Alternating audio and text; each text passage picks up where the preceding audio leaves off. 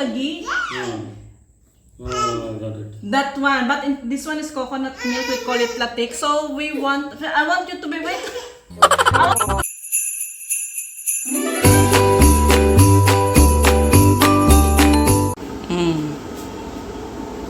Bagili. Titili. Titili. Titili. I was shocked. I was standing here and these two girls are doing parade in front of me. Give her water also.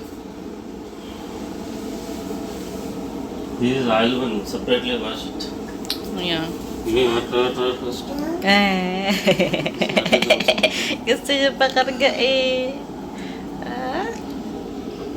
Yan ang mga babies ko. Mga babies. Ano ko iba? Send this water to baby. Otherwise, I will. Aba? See? She doesn't want her to touch me. Gusto niya siya lang. Gusto niya siya lang. Aya.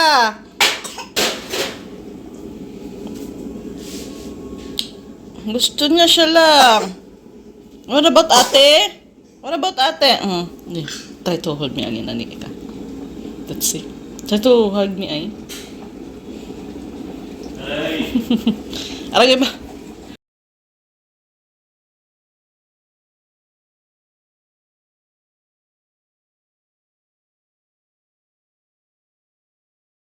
So ito guys, hindi ko na siya lulutuin sa gata kasi since yung pangsasaing natin is yung pangalawang piga.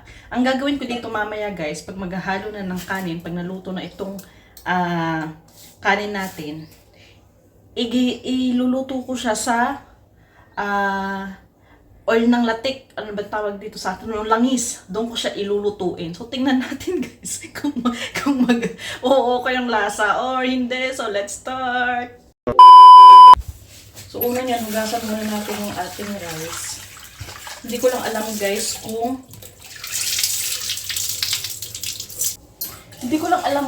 kung kung maluluto ba to sa ano, kasi hindi ko pa natansya yung tubig nito pag nagluluto. Kasi nga lugaw ang ginagamit ko. At hindi rin naman nila to sinasaing dito na pinangkakanin. Pinangaan nila po sa mga sweets or sa dosa or idli. Ito yung gamit nila ng dosa rice. Pero yung mismong kanin na papartner hindi. Meron minsan, pag naubusan na ng bigas, ito yung ginagamit nila. So, since meron tayo dito, so ito naman ay tinansya ko na tatlong cups nito. Ayan, so didirect ako na lang siyang luto guys. Sana hindi siya dito.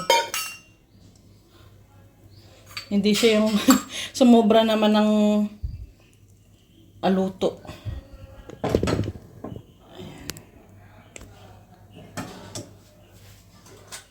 Saing muna natin siya. Habang sinasaing natin,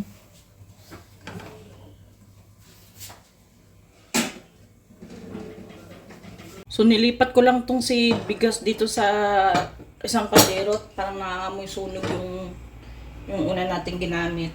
Ayan. So habang luto natin yung kanin, lutuin na din natin yung latik natin.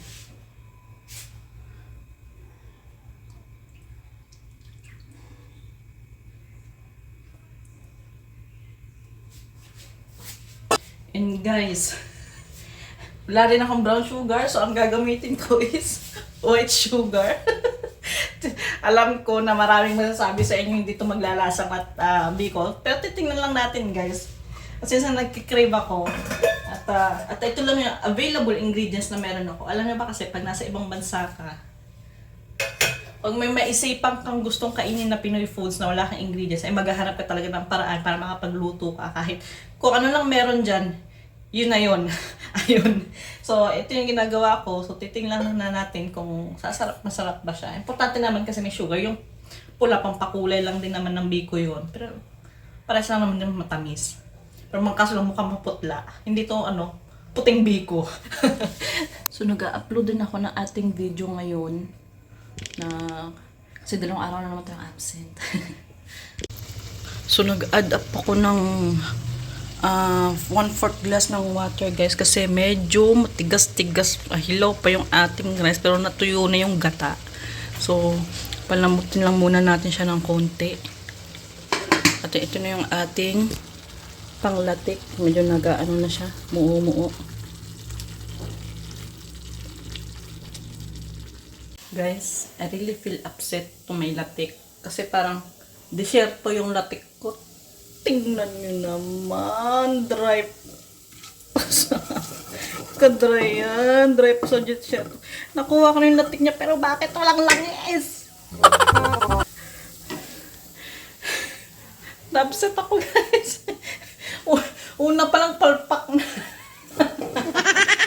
Tingnan nyo walang ka-oil-oil. Nangyari sa latik. Patay. Ayan guys, lumalabas na yung ano niya, oil niya. Uy, naku, kinabahan naman ako. Akala ko mo, puro naman latik na makukuha natin. Wala nang oil. Ay, medyo tinutusta ko lang. Kasi since konti lang naman yung rice natin, ganito lang naman siya kadami. So, tama na siguro yung pagka-oil nito. Medyo tustuhin pa natin lalo. Nabahan naman ako. Ano ba yun? Ang bango. So, hahanguin ko na itong latik natin. Ayan. Ayan siya.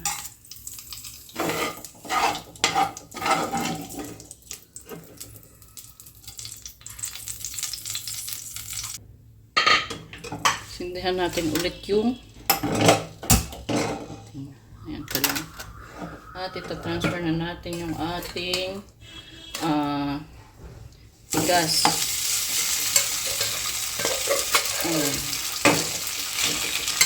Sana to malagkit, no? Sana yung latik na magpakulay nito. Ang bango niya, guys, kasi niluto siya sa sa gata. Yung sina sa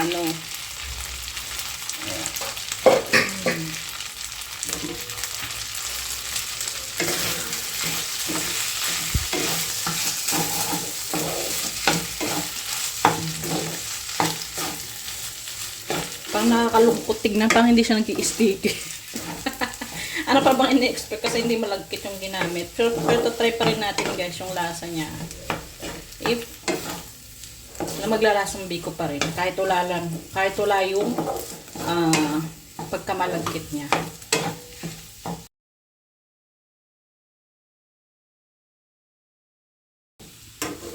Lagyan na natin siya ng sugar.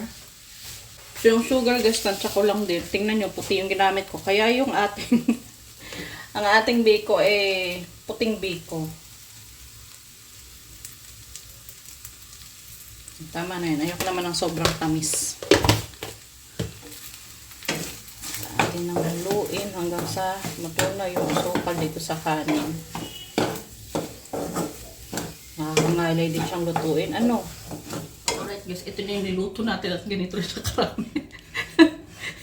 Ito nga yung natira kasi ganito rin siya karami. Ewan ko kung bakit. So, titikman natin siya kung naglasang biko nga ito.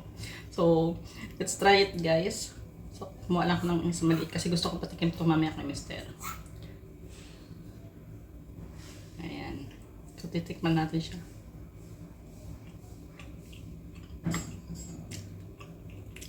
Kulang sa tamis. Parang walang tamis. Pero, lasang-lasang biko ang lola nyo. Wala nga lang siyang texture na malagkit-lagkit. Pero, ganun yung lasa niya pagka-biko. Ang kagandahan lang kasi to, ayoko kasi talagang napakatamis. Para sa akin, okay to kasi kung ako ang kakain. Pero kasi syempre, pag iba ang kakain, kailangan matamis. Parang subo na ako .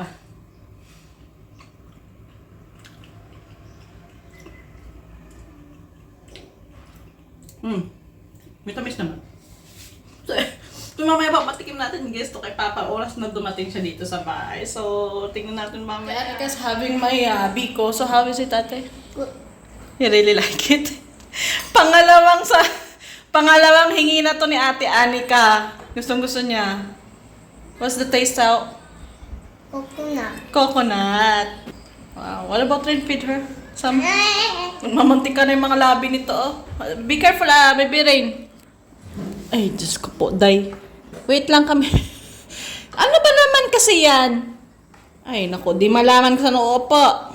Sit properly. Alright guys, at kagagaling lang natin sa labas. Dahil nag-dinner na kami lang sa labas, kaya biglang nag-ayat si Papa. So, ipapatikim na natin tong biko na hindi siya malagkit, pero lasang biko siya. Pero something missing lang pag kinain mo siya, yung parang lagkit factor pag ninunguya mo. So, papatikim natin kay Papa. Actually, hindi ko alam kung magugustuhan ito. Masarap sana ito kung malagkit. Kasi pag, alam niyo mo, pag lumamig, medyo makunat-kunat kainin. So, ito siya. Pa. So, this is what I'm talking to you about. Wait. Actually, this is rice. Wait lang. Hindi rin pa muli si Loring eh. So, okay. Wait. Hold there for the meantime. So, actually, this is a white rice. I cook this one in coconut milk. Okay. So, anyway, when you prepare this, there's so many different ways how to prepare this one. But, this white rice should be a sticky rice. Since we don't have sticky rice, but I noticed here, you have this kind. Dosa rice. Okay, and this one, maybe, what do you think of this brown color? Maybe. Actually, when you cook the ghee, Oh, I got it. that one, but this one is coconut milk, we call it latik. So I want you to be, wait, I want you to be honest. I want you to be honest. Siguring. I want you to be honest. And how does it taste? Somewhat similar to Indian sweet, right? The rice. I want you to be honest. What's I didn't put that much. Sweet is bit less. It's bit less. I didn't put that much. Actually, I should put brown sugar. Since I don't have brown sugar, I use the white sugar. So what do you think of that one? Yes. Nice. It's nice? Does she likes it? How's it? If it's sticky rice, definitely it's tasty. Kainin ako guys. Siyempre hindi lang papahuli no. If it's sticky rice and once it cools, it's really tasty. Yeah. More especially in the morning Morning. with coffee. Direct one of it. You'll bump your head. Less lang nga ng sugar niya guys. Pero masarap. Actually, Anika really like this one. Busog kasi kami guys. There's something like what do you call this? The sticky factor when you chew. That's the only one is missing. What's your review, Rain? Is it tasty? How's it? Reb Jason or Rachel? May kanin ka pa sa labi.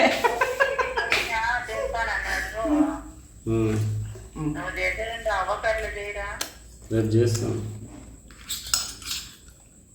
Ate. Huh? Don't make me sound. Huh? Don't make me sound. Dora should not make sound. Ay, sorry. Sorry naman. Ay, naku po. Loring ka. Lie down na. You guys lie down. Sleep na ha? So that's it for today's video guys. At nagustuhan ni Papa, do you really like it? So next time, papatikim sa kanya to na malagkit naman yung... Baby apple. na malagkit naman she's just only there. Na malagkit naman yung bigas. So, bye-bye guys and see you next vlog. Paalam!